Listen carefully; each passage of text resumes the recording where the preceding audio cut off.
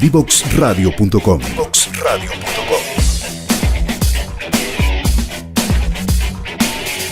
Conversaciones que simplifican lo complejo.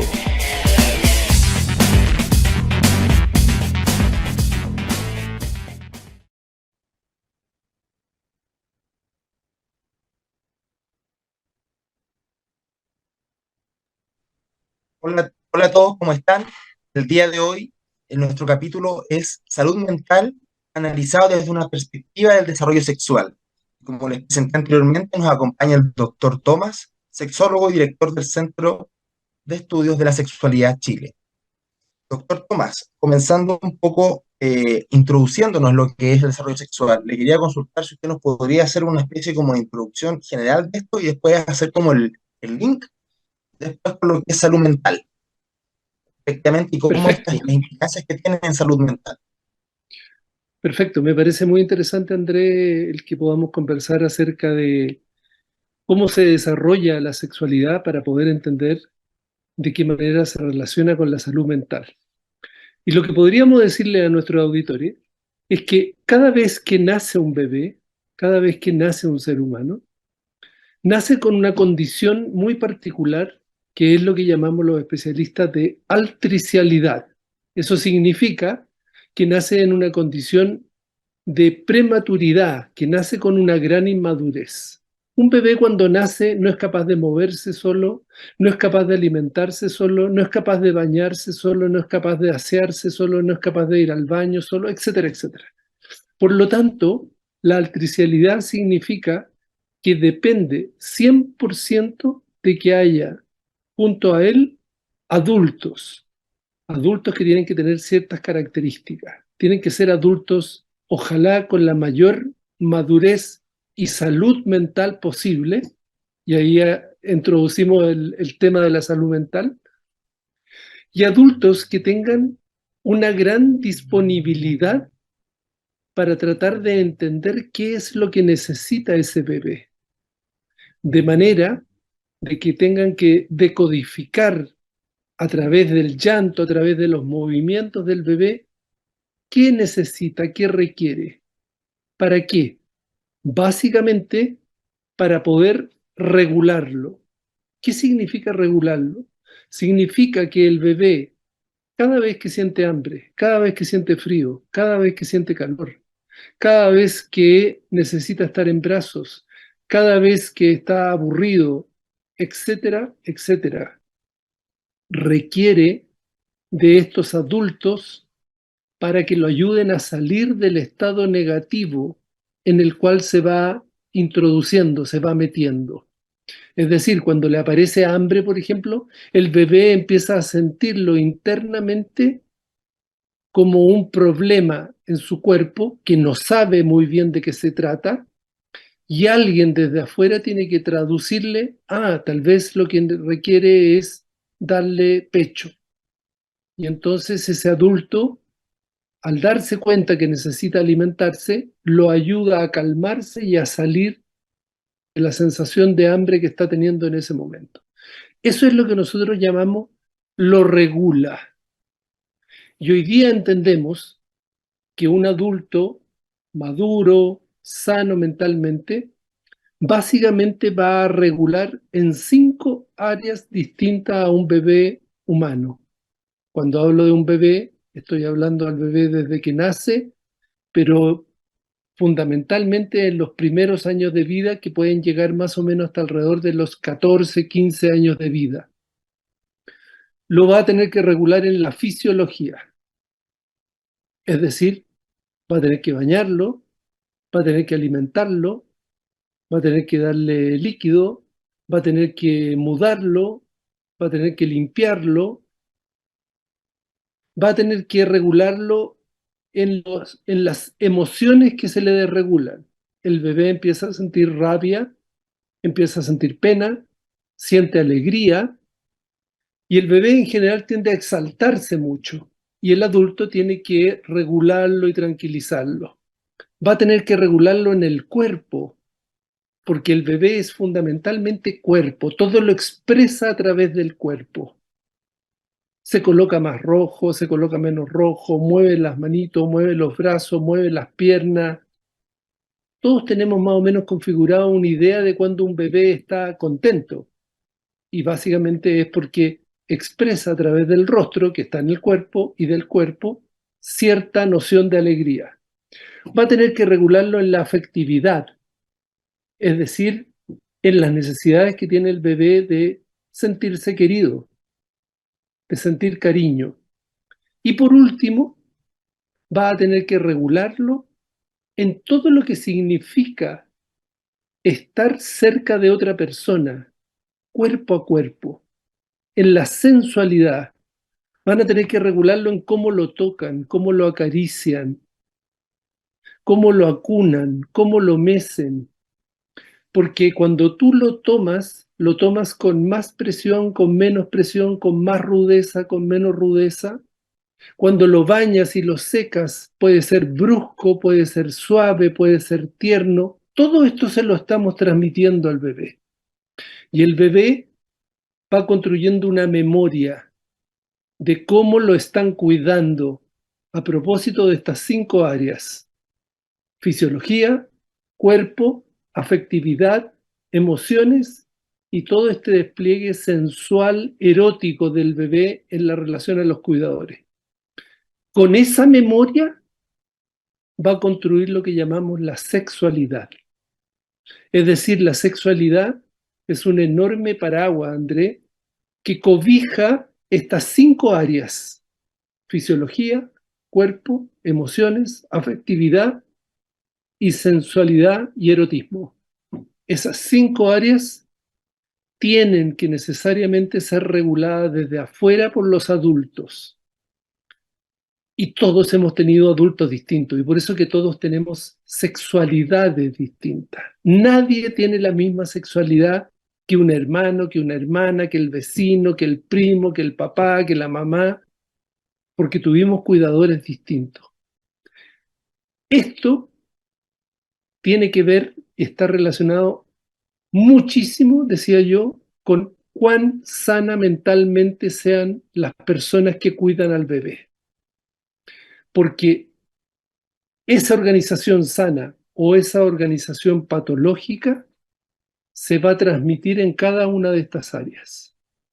De manera entonces que una sexualidad sana tiene mucho que ver con cuán sanos fueron nuestros cuidadores.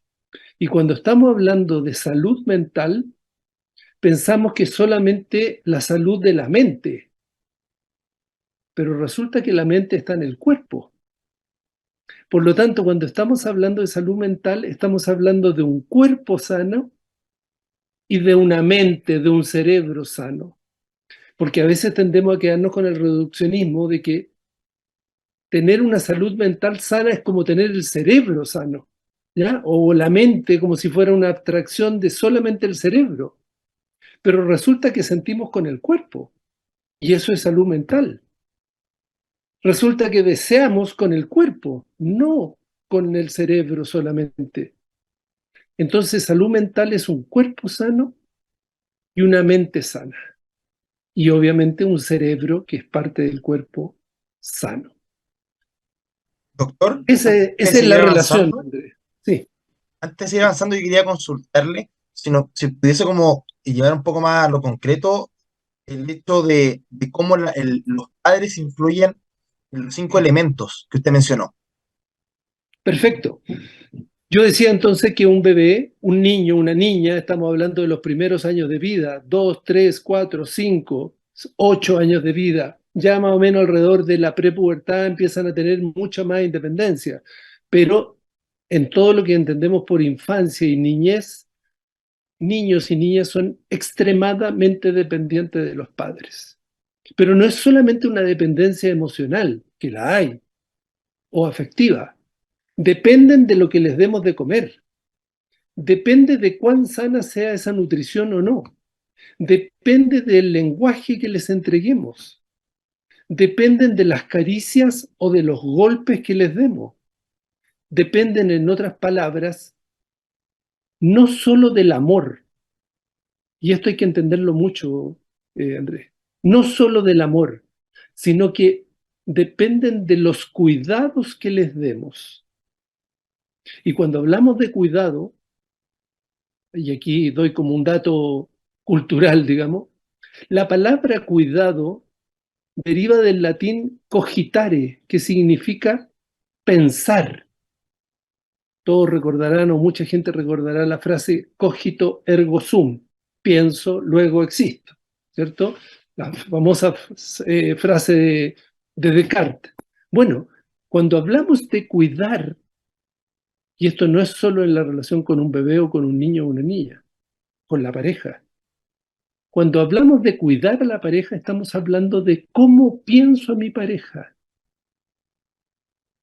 Y cuando pienso en mi pareja, tengo la obligación de pensar qué necesita mi pareja, no qué necesito yo de mi pareja.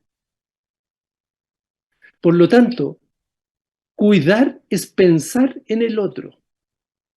Si un padre, una madre no piensa bien, no tiene una adecuada función mental reflexiva y no puede pensar bien a sus hijos, entonces los cuida mal.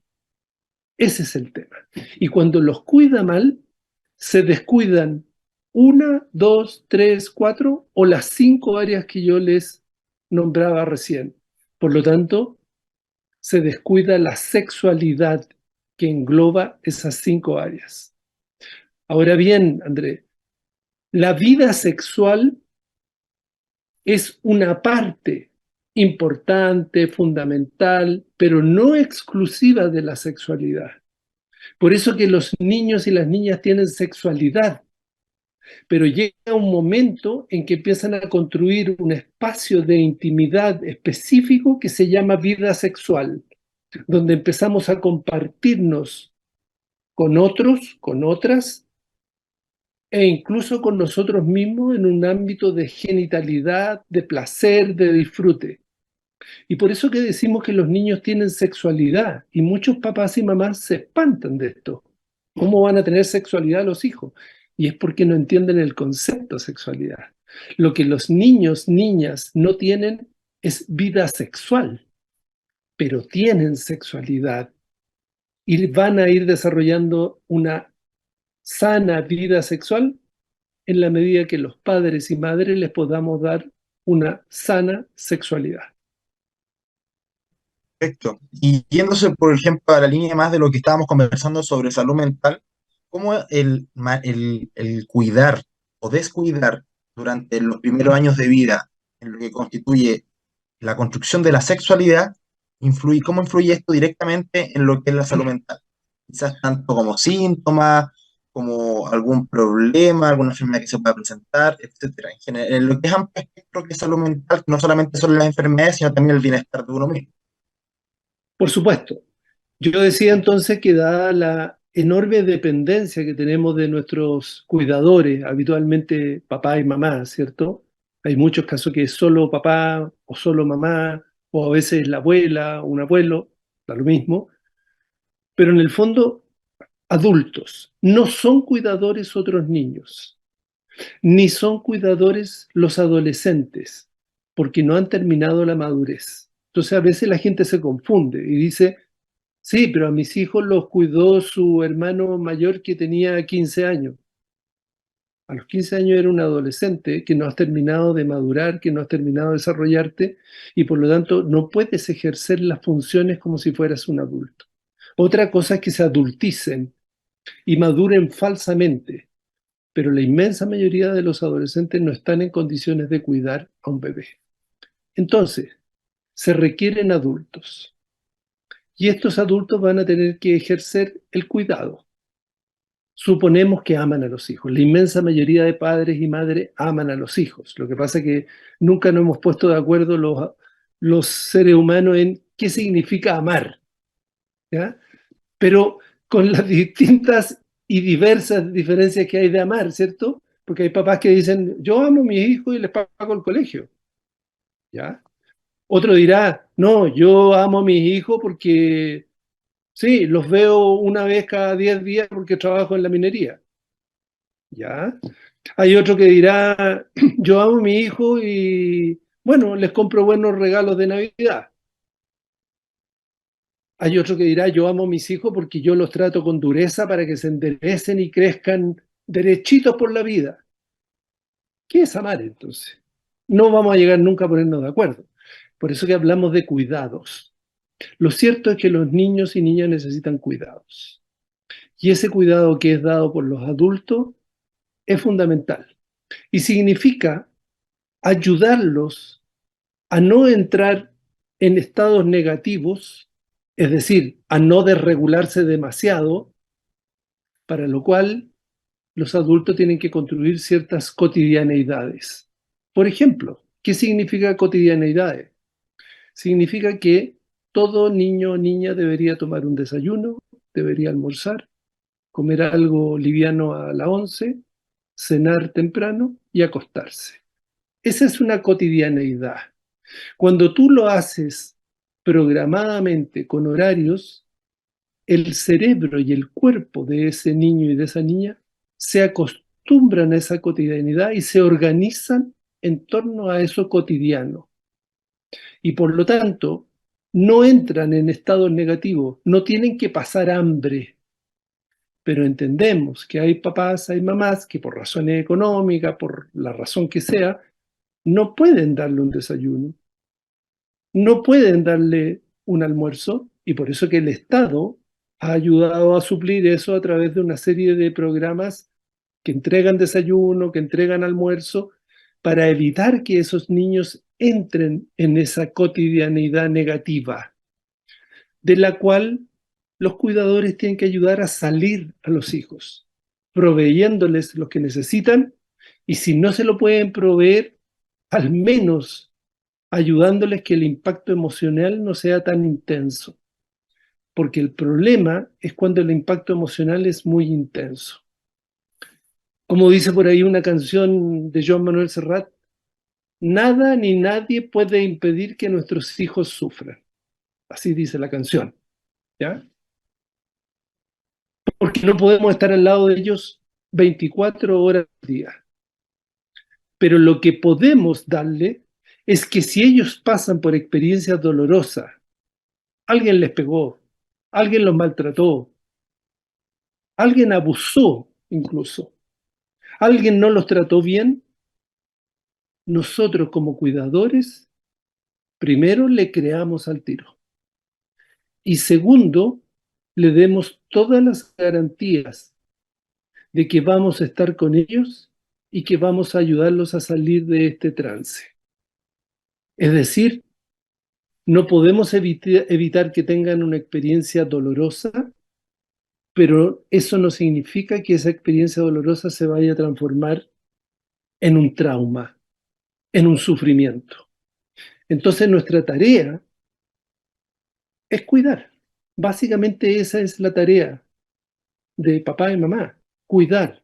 En ese cuidado, por supuesto, entregamos afecto, amor, pero necesitamos pensar a nuestros hijos, pensar qué en verdad necesitan, qué necesitan de nosotros, qué necesitan de ellos mismos, qué es lo mejor para ellos. Esto tampoco se trata, Andrés, de satisfacerlo en 100%, porque sabemos que no hay ningún papá, ninguna mamá que pueda satisfacer al 100% a un hijo. Pero por lo menos entender que son diferentes a nosotros, que son otra persona frente a nosotros y no son una cosa ni alguien que tiene que obedecer solamente, porque ese concepto de niñez ha cambiado mucho y hoy día tenemos que entenderlo como seres humanos que tenemos que ayudarlos a desarrollarse. Y para desarrollarse tenemos que pensar en ellos y tenemos que pensarlo como sujetos, como personas diferentes. Y por lo tanto tenemos que llegar a acuerdos, transar en las distintas edades de distinta manera. Evidentemente, si tienes un hijo de 17 años, vas a negociar distinto a si tienes un hijo de 5 años o de 6 años. No vas a negociar igual.